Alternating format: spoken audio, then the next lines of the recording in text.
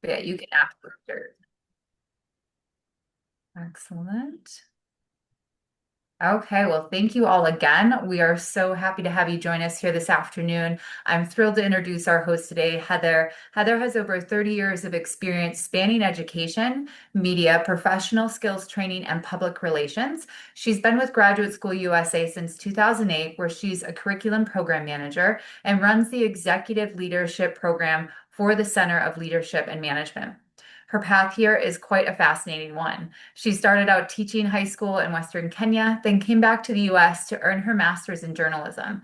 She went on to work as both a TV and radio journalist and an educator, teaching writing, politics, and journalism.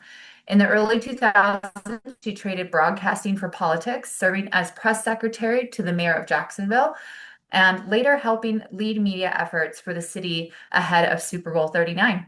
We are so glad to have her guiding us today in this conversation. So please join me in welcoming Heather. Thank you so much, Amanda.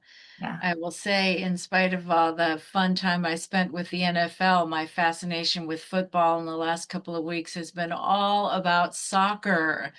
The soccer football, if any of you have been having so much fun lately watching the World Cup, uh, I know that many of us are in the same place where we've just been really having fun. I have a 20-year-old who's been keeping me well educated on all of the memes of the British the British soccer fans and their oh so fun songs that they sing and the chants that they do. Oh my gosh, lots and lots of fun.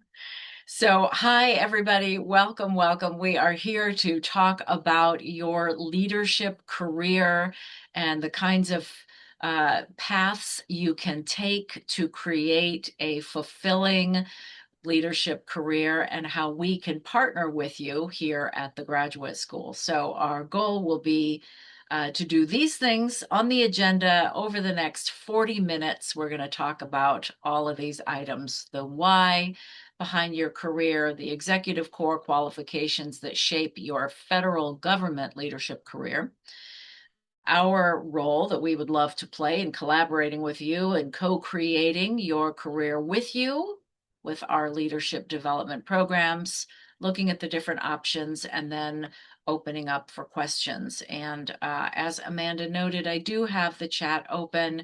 You are free to pop questions into the chat, but we also do have a Q&A, a dedicated Q&A period at the end of our presentation here. And I did want to note that for the end of the presentation, I will actually be joined by Amanda Alter, who is the director for Graduate School's Center for Leadership and Management. She is the top of the organization and will be helping to answer all of the questions that you all have from the ultimate expert's perspective. So I'm delighted to be able to say she'll be with us later on in the presentation. So we begin actually by tossing it to you. I have a question for all of you, and that is this poll question. Please answer yes or no. I am already in a leadership position in my organization, or I've been identified as having leadership potential. Curious to know what we've got here in the room. Just click yes or no.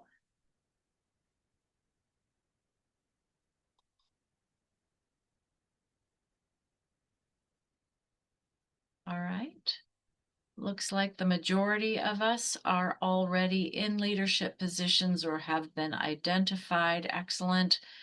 And those of you who have not yet gotten there are clearly must be interested in the idea because you're here, which is fantastic.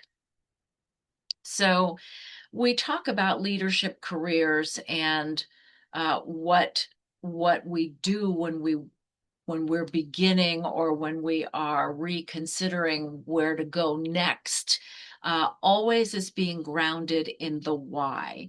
Simon Sinek is an organizational psychologist. He's an expert in leadership. And one of the ideas that he is credited with popularizing is that concept of everything has to be driven by the why.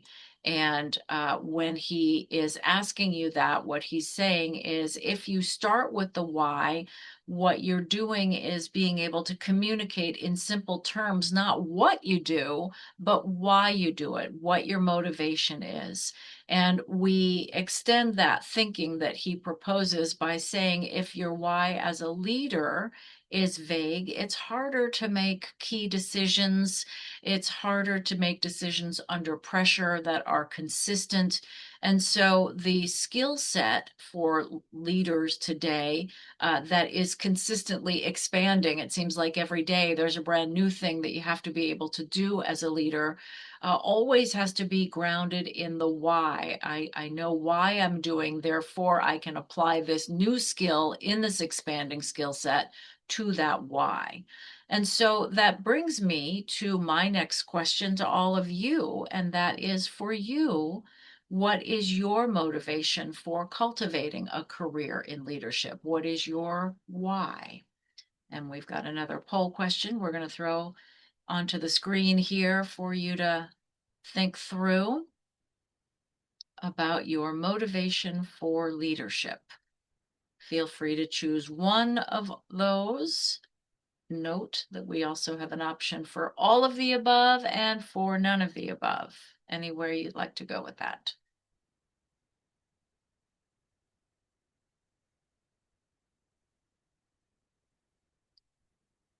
All right, we'll give everyone another moment to check what best describes your motivation or maybe your why.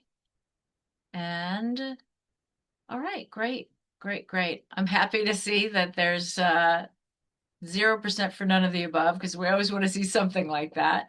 Most of you are saying all of the above, and a strong handful or a handful saying that you want to improve your strategic thinking, team building, problem solving. Terrific. Or have a meaningful and effective career. Yeah, yep, that's great. That's great. Okay, good. Thank you. So let's build on that thinking then by noting that as we were saying, the the motivation is the thing that is your foundation. It is your why. I want to be a good public servant. I want to have a meaningful career. I want to do so in a way that allows me to give back, to be of service to my community. All of those things are part of what we do when we are public servants, when we are leaders. When you are building that career, expanding that career, or when you are refocusing or reframing your direction, what you're doing is adding that why to an academic framework, the study of leadership. And when you are studying leadership, you're answering these questions. You're answering the question of what exactly is my style? Do I even have one? The answer is always yes, you do. And the answer is always here's what you can do to consider different ways of adding to my style or making my style agile, making my style flexible and responsive. The study of leadership also means you're looking at conflict management and healthy work environment, risk taking, communication, critical thinking, change management. We look at all of those from an academic perspective as we become stronger, more skilled leaders. And then we also recognize that with those skills learned from an academic perspective, we also have to then figure out ways to apply them in the real world. One of the biggest challenges for leaders as they transition to a leadership position is moving from a place of technical expertise, which many of you are when you are supervisors, to a place of bigger picture, 60,000-foot view management of all of these things, the workplace environment, empowering my team, creating a strong team, leading them through change, making big decisions, etc. And so as you are learning about those kinds of skills from an academic perspective, and when you are looking at ways to apply them, you are also considering how to build the skills in a way that helps you build your career. And that is all grounded in something called the ECQs. So our next poll here asks whether you are familiar, yes, with the new ECQs that have been updated from the previous ECQs. Those are established by OPM, Office of Professional Management,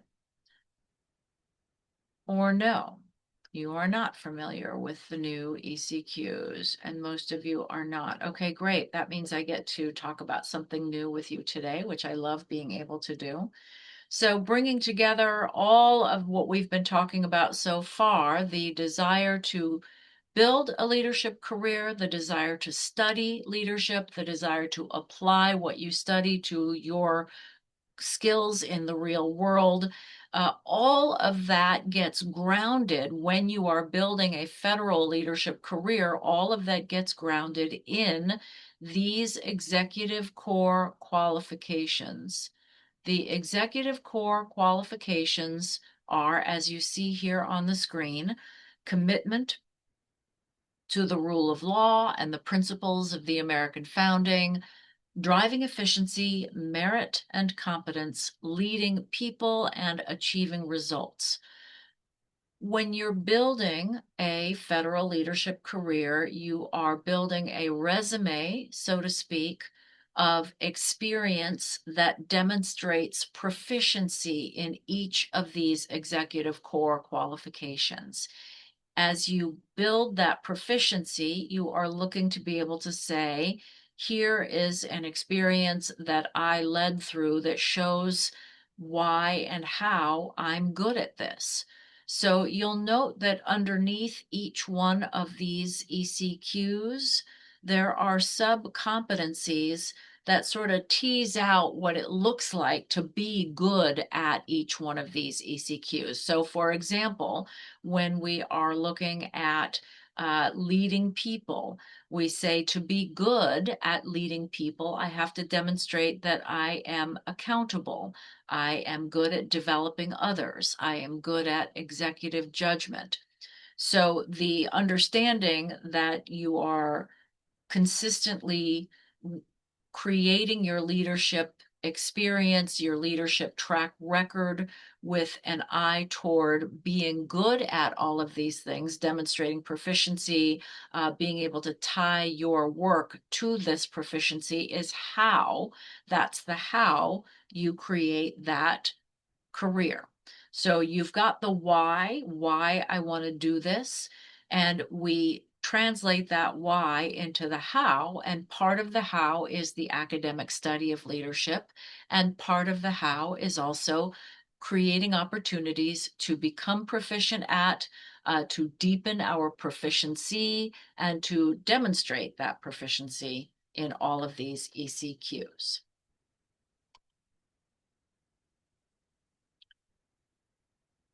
So that's where we come in here at the graduate school, because we give you opportunities with our programming at the Center for Leadership and Management to pull together the why and the how. We give you opportunities to take that basic motivation that you have, that you want to build a meaningful professional career, uh, and you know that in order to do that, it is wise to study the basics of leadership, to give yourself opportunities to apply what you learn in an academic setting to the real world, and to be able to attach all of that learning to those ECQs in order to have a way to show your track record. Our programming focuses on the level of leadership that is in the middle and the bottom line of the triangle that you see here. We are focused on professionals that many other training organizations overlook, that core management middle, the GS 7 through the GS 12. So we've been doing this programming for quite some time. So I like to say, of course, I'm biased because I'm part of it, but I like to say that we've really learned a lot about how to deliver programming to you that is meaningful and immediately applicable. We've trained 200 or 10,000 people using 250 instructors over the years.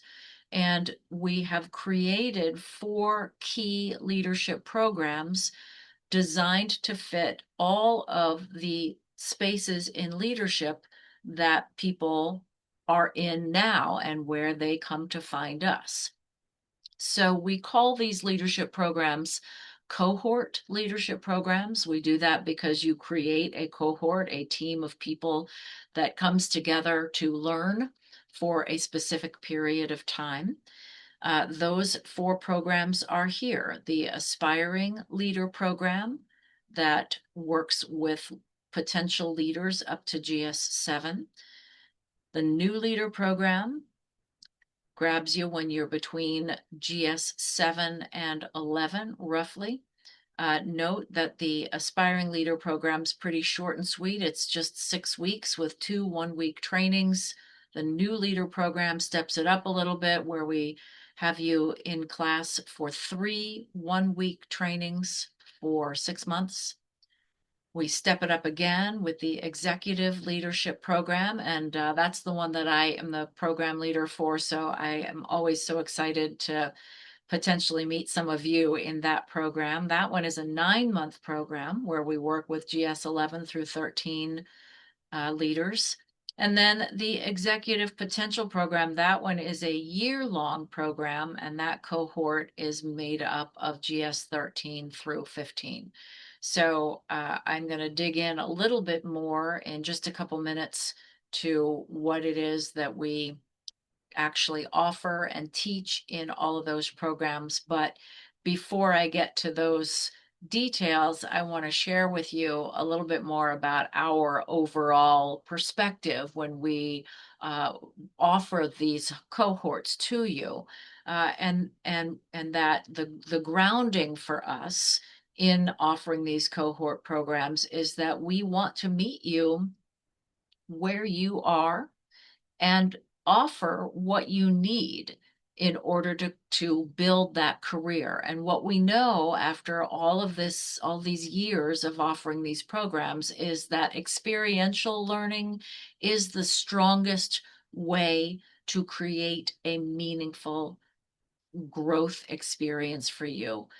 We are committed to that concept of experiential learning because we see time and time again that the ability to spend time in a cohort together, listening to TED Talks, reading books, being in class, being taught by teachers, while that's valuable, it can't do everything for you. It needs that necessary extra step, and that necessary extra step is being able to learn both from the content and class and from opportunities to apply what you're learning in real time. So the active learning strategies, the hands-on projects that we incorporate into our cohort programs gives you those opportunities to be immersive, and again, to apply what you're learning in a way that shows you immediately what's working, what you still want to learn more about, what you still want to learn how to adjust and incorporate into your own style.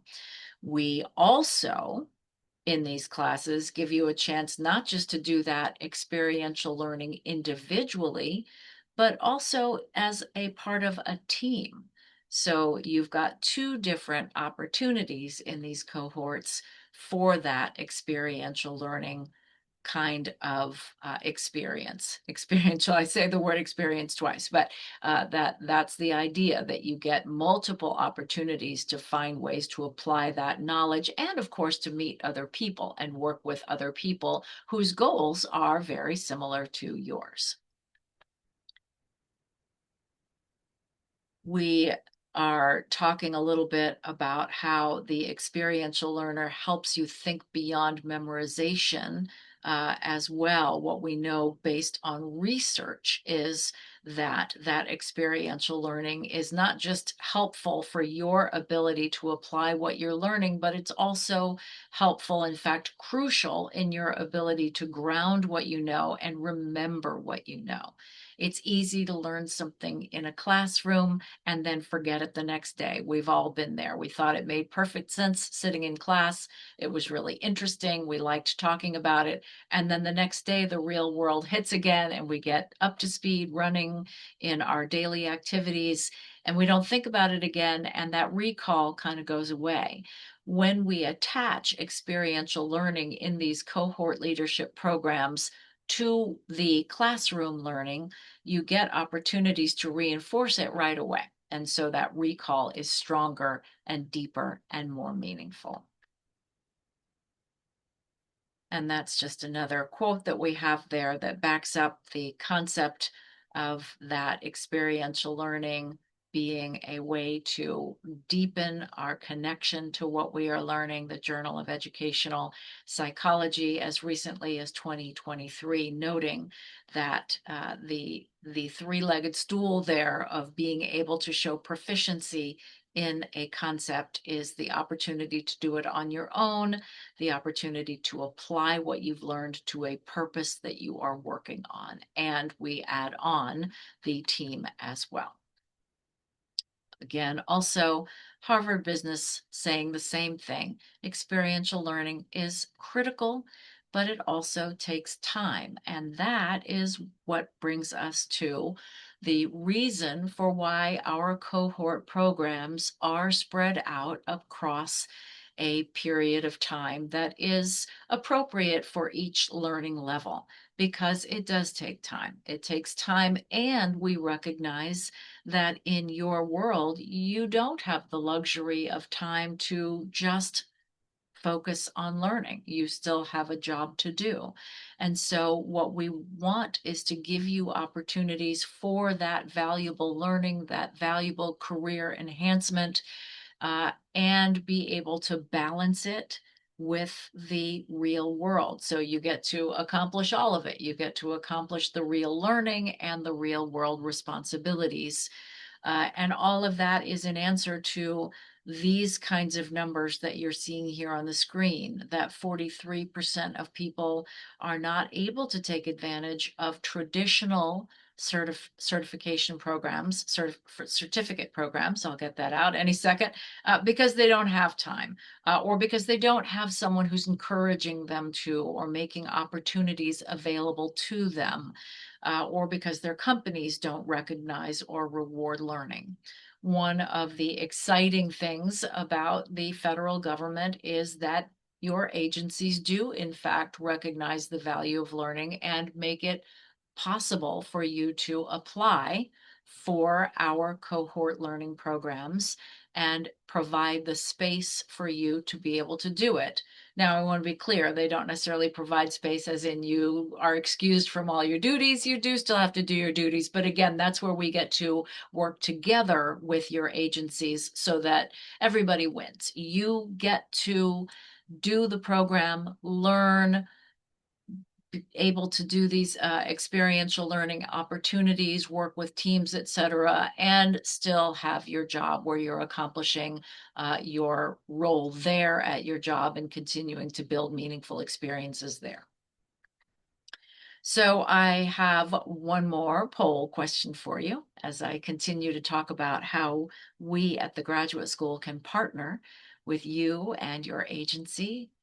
Have you ever had a chance to take our leadership courses, either the certificate leadership series that we offer, 5 classes in 1 week, or any of our other single offers? Give everyone a moment to weigh in here. All right, and the majority of you have not had a chance to join us in our leadership courses. So this is exciting for me to talk to you a little bit more about them then, because I feel as though there is certainly here a good match for you in a way to help you and support your goals of growing that leadership career and enhancing it if you have already begun, for those of you already in a leadership position or having been identified as such.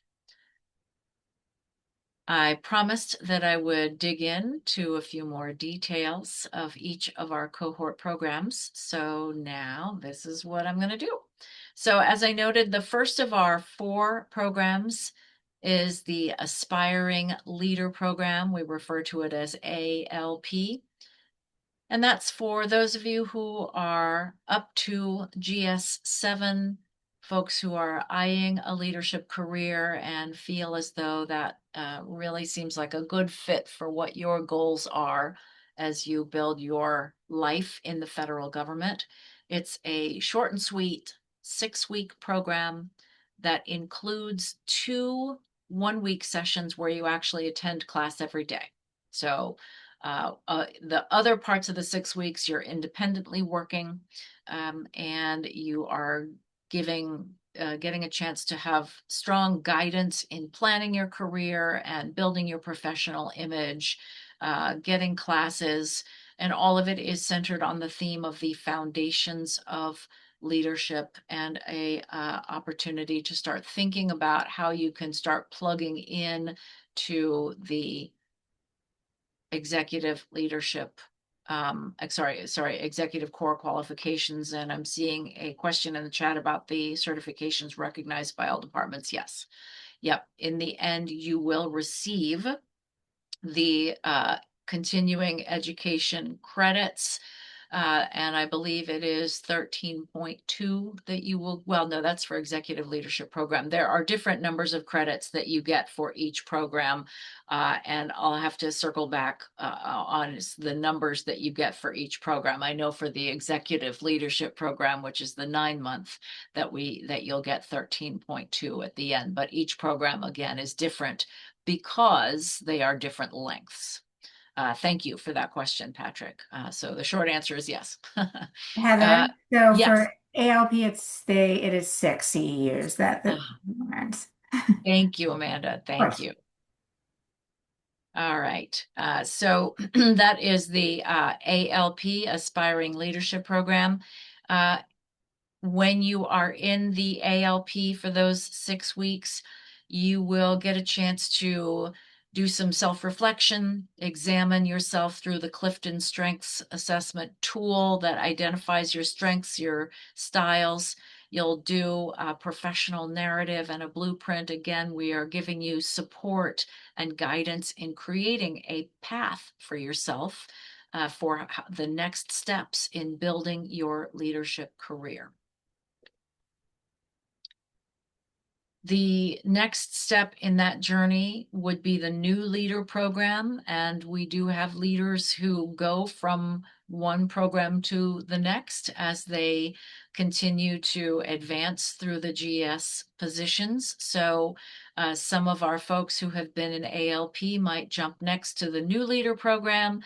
And that one is a 6-month program centered on the theme leading self. And we do have a focus on leading change, achieving results, and building coalitions. That said, we have a wide range of classes that stretch across that 6-month period where we have 3 one-week sessions. So in those 3 one-week sessions, you are in class every day of that week.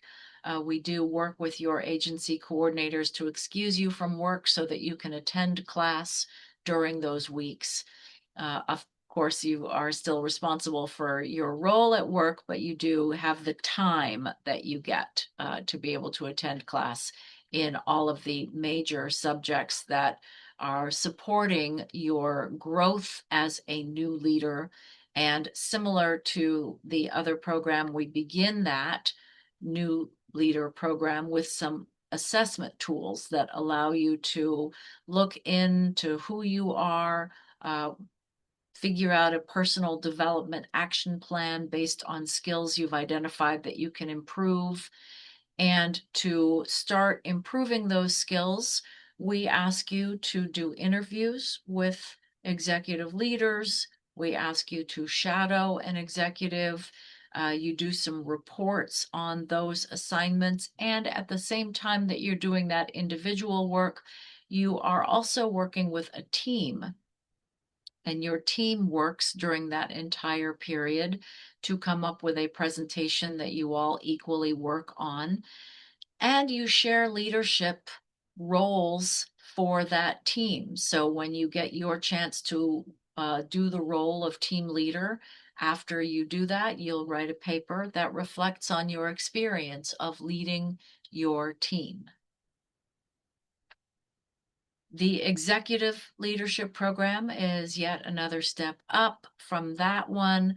Again, this is the one that I am the lead on, and so I really have had such a wonderful time working with people on this 9-month leadership program, certificate program.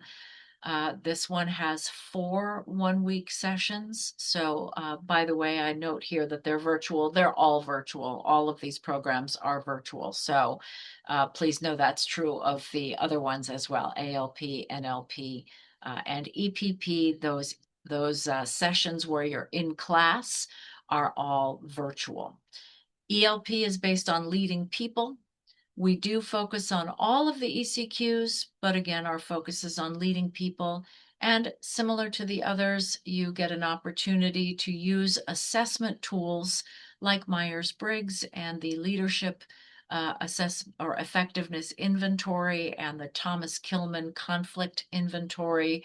All of these assessment tools give you a deep dive into who you are, what your personality is, your leadership personality, your conflict management personality, and this leadership effectiveness inventory, we call it the LEI, also gives you a chance to get some input from the people you work with. So you get input from your leadership, from your peers, maybe even from people who report to you.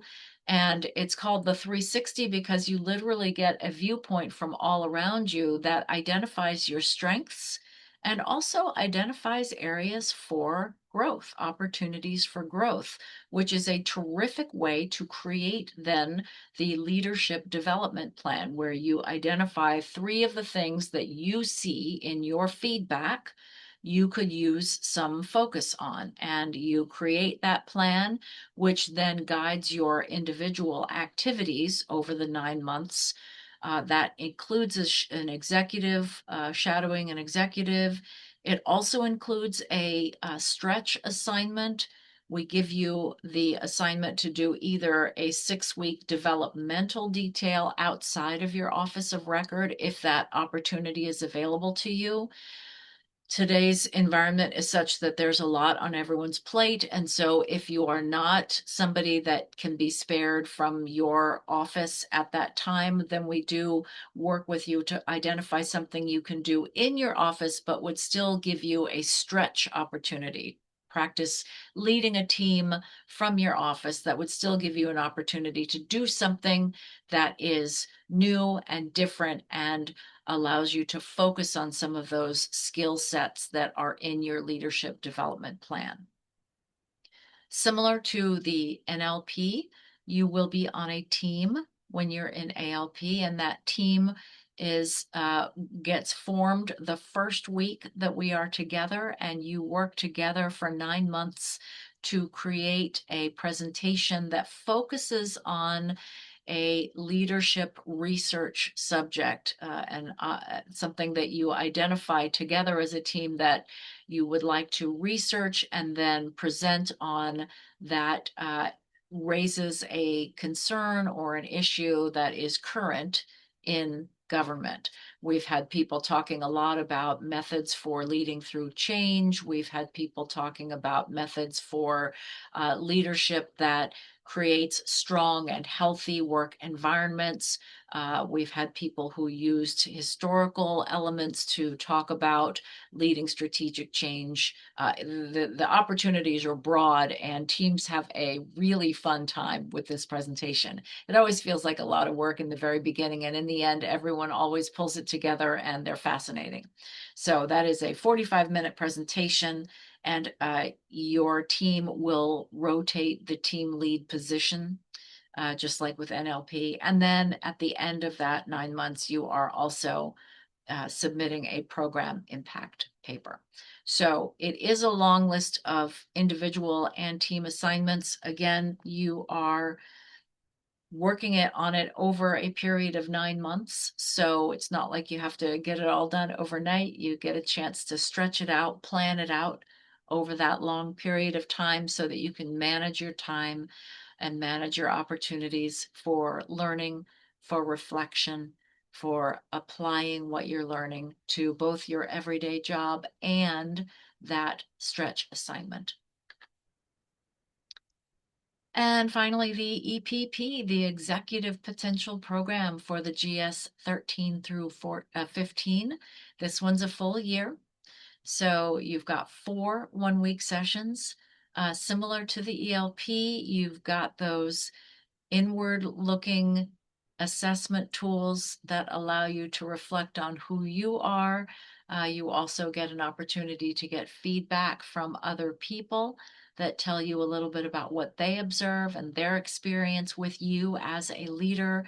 That gives you a chance to design and developing your own leadership program. And some of the same assignments that you saw for the ELP, you're doing again in the EPP, just a few more of them because you've got a little bit more time. This time it's a year long, so you are interviewing 5 executives, you're shadowing 1, you're doing a book review. That developmental or stretch assignment, instead of a 6-week, is now an 8-week.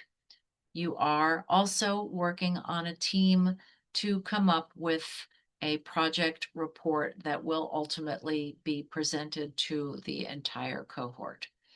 So again, for each of these cohorts, there is a specifically curated list of individual and team assignments that are appropriate for the length of time you are together, and also sensitive to your need to balance life and work in addition to being in this certificate program or cohort program. So we like to talk about the benefits of participating because while it seems obvious that being able to go through a guided, structured program that gives you, in the end, something that you can talk about having accomplished, there are some really specific things we like to name. If you are already a leader, you can rejuvenate your thinking, your focus, you can build your competencies and that are aligned with the new ECQs. If you have been a leader in the government for some time already, you know that at a certain point you had to pivot and start being able to reflect competence in these new ECQs. This gives you that opportunity to show that you are pursuing proficiency in these new ECQs. That is, I like to call it just paying attention to being able to have a hand in guiding that career and showing that you are, in fact, invested in what it takes to be a federal government leader. One of the things that I can't emphasize enough is the community that each of these cohorts build. Builds each cohort has the teams I talked about, but there's also time together in the whole group, and you really become a team, the individual teams and the whole cohort. You become a network, you become each other's strongest supporters. And these teams, these networks of people who have been together through a cohort experience, do tend to stay together. That is one of the most exciting benefits that I see evidence of after every team graduates. They stay in touch. They provide support for each other. They become the people that you go to for professional guidance, for professional shout outs. They give each other shout outs. They provide that kind of recommendation that everybody needs. And you can't get that in many other places. But that is one thing these cohorts really do give you. You get the visibility that being in a cohort offers because you have a reason to reach out to executives to say, hey, I'm in a leadership program. Can I interview you? Executives love to hear that. And they love to be able to provide interviews to somebody who is demonstrating a desire to improve and enhance their career. Not only are you showing that desire, but you're connecting with people through that. And these are also people that then become part of your network. The people you interview, the people you shadow, the people you work with in developmental details, all of them are people that you have access to because you're in a leadership program. And that is really just an extraordinary, extraordinary opportunity. Again, the hands-on learning is that experiential piece I was talking about earlier in the presentation, and the opportunity to apply those skills, that thinking, that learning, those connections in real time. We like to talk about the effect that we have on people just based on how carefully we curate what we do. But we also like to provide for you some feedback that we've gotten from other people. And what we have noticed and what we've noted is that 100% of the people who have responded to our requests for where are you now kind of thing, 100% of people in EPP and ELP have seen actual career growth because they've been in the leadership program. And 86% of the new leader folks have seen that kind of growth. So I'm going to call those pretty great statistics to say that just the act of committing to that period of time, whether it's 6, 9, or 12 months, has that kind of a chance of promoting your career. People who have been through our programs, notice here the comments from Emily Beester, Derek Rose, Timothy Jones, across the board in some of our biggest agencies, DHS and DI, or DISA. I think they may have a new name now. I have to double check that, but they are uniformly saying that ELP exceeds their expectations, gives them opportunities to reach out to people they otherwise wouldn't have a chance to reach out to, gives them the academic training and experience to be a senior executive, rejuvenate and reactivate skills to be the best leaders they can be.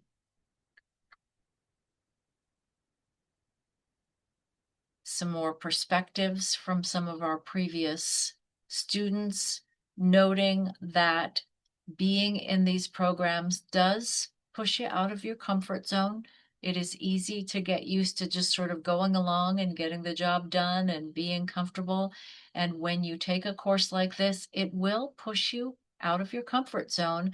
And doing that is an invaluable step for you. You do it for you because you know that if your foundation is to be a better public servant, to create a meaningful, valuable public servant leadership career, federal government leadership career, that time that you're out of your comfort zone is a win-win. It's a win for you. It's a win for your agency.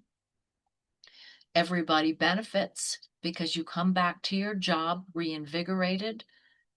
You come back with a deeper commitment and stronger skills.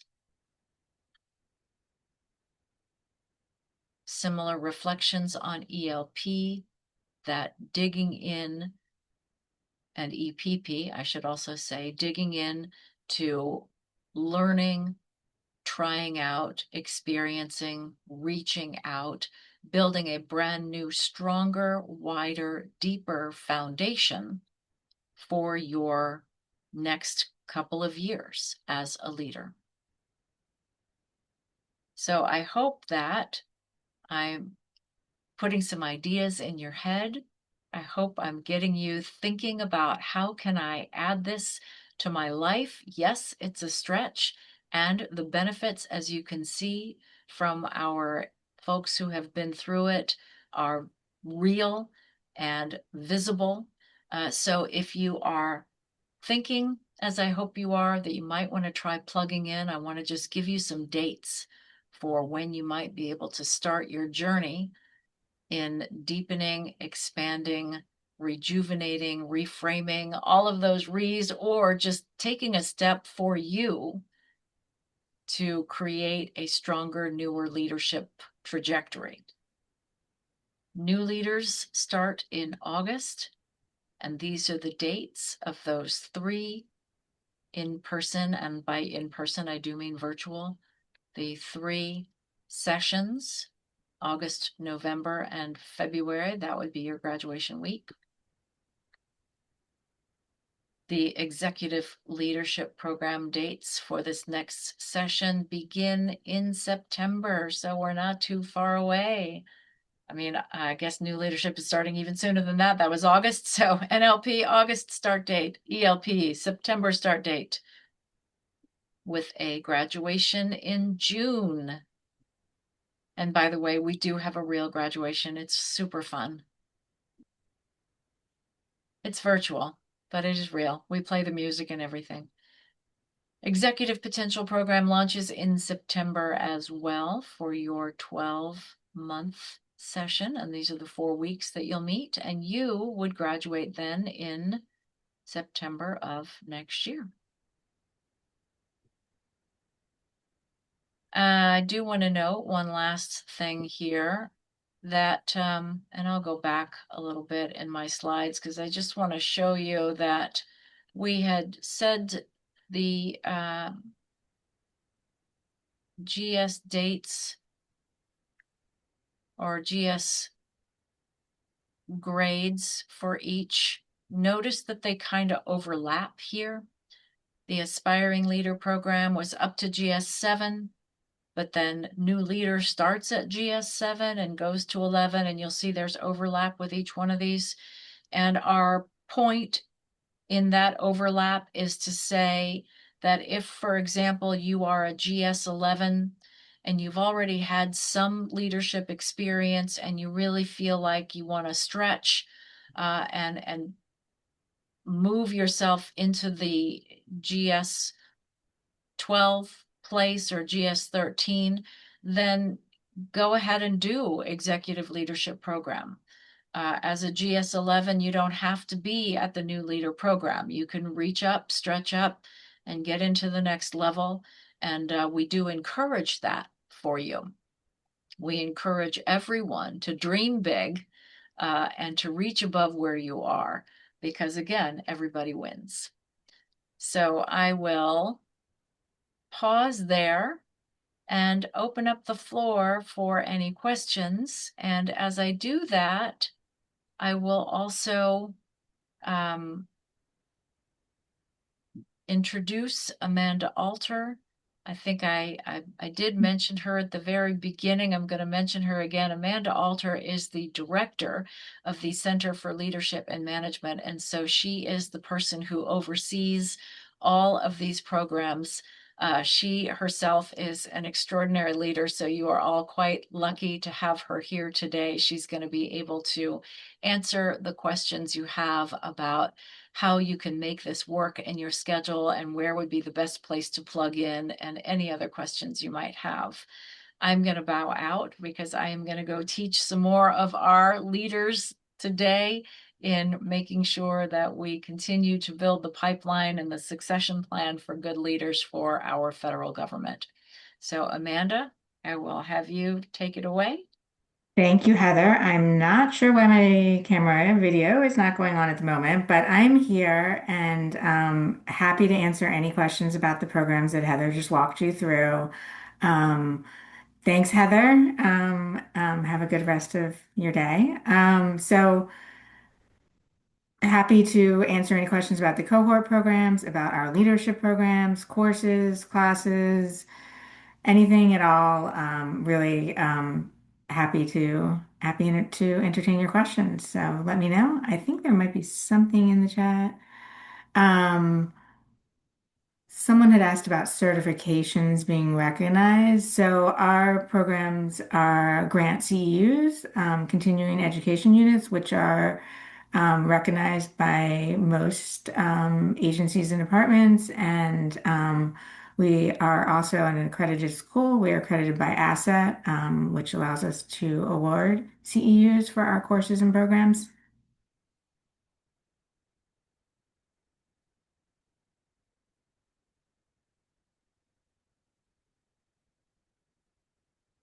Any other questions? Our programs are starting soon. As you saw, our new leader program launches just under a month on August 10th. That's for the GS 7 to 11. Those are people who are high potentials, who've sort of been identified as emerging leaders in their agencies or departments. And it's a 6-month program. And then we launch our executive leadership program for GS 11s to 13s on September 14th, and our executive potential program launches at the end of September on the 28th for GS 13s to 15s. There is not an application process. We simply have participants, they have to be approved by their agency and receive funding.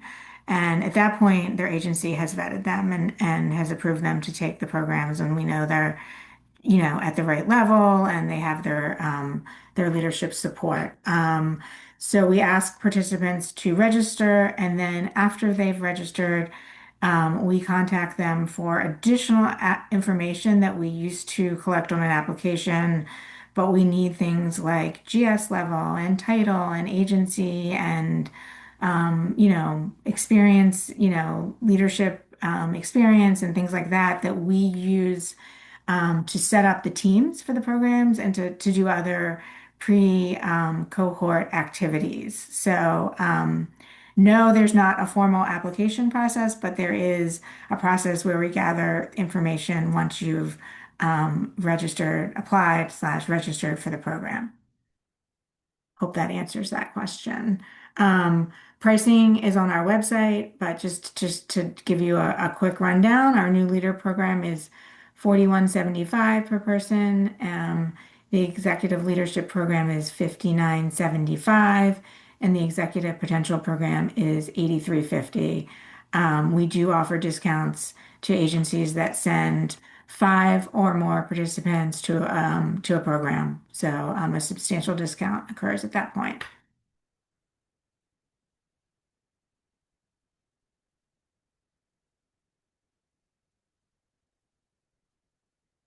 So there is a question, what if you are a leader and aspire to be an executive, but your leadership doesn't necessarily support your decision? What do you recommend for that aspiring executive? So, great question. I honestly would recommend participating in one of our programs to show your leadership that you are ready for that next level, because that is exactly what our programs do. They prepare you for the next level of leadership. Obviously, you would need their support to attend the program because there is training time and there's other activities and assignments that they would need to be aware of that you would be participating in. But I think that's an excellent way to show them that you're ready to take the next step. And maybe even mentioning that you attended this webinar and learned about this program and want to apply because you're ready for that next step.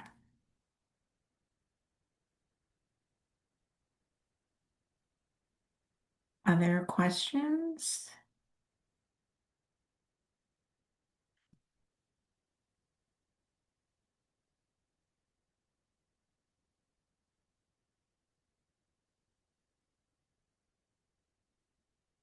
Another question. What if you cannot afford to pay for the program and you know your leadership has sponsored others? So you would have, I mean, I think maybe you're asking, they've approved it for other people and maybe not for you. I'm not sure if that's the question. But, maybe, write a case of why that, they should sponsor you or pay for you for this program, especially if they've sponsored others and, ask them how they felt, what they felt they got out of it when they sent other people to the program and,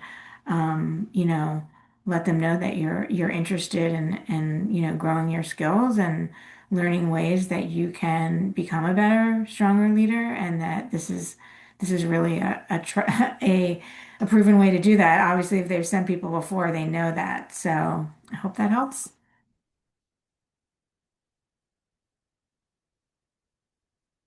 Other questions?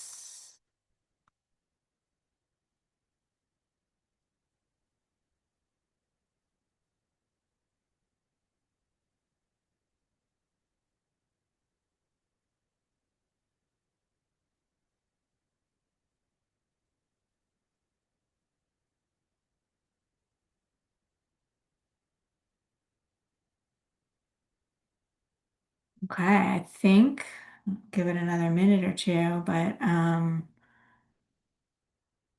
happy to chat with anyone offline and talk about their situation and talk more about the programs. Love talking about them. So if anyone wants to reach out to me directly, I'll put my email in the chat. We also have a CLM email that's for our programs that you can contact us at that email as well. But oh,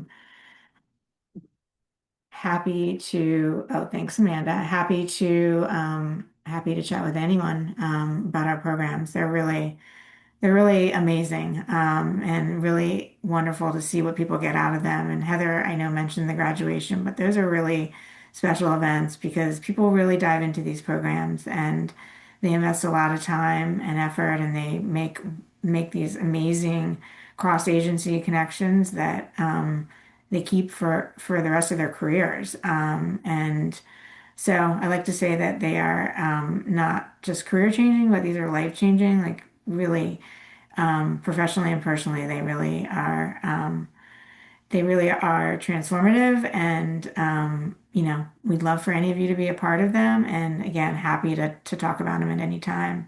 But appreciate you coming here today to learn more about our programs. And we hope to see you in them. Thanks, Amanda. Sure. Thanks everyone for joining. Hope you have an awesome remainder of your week. It was so great to have you part of this webinar.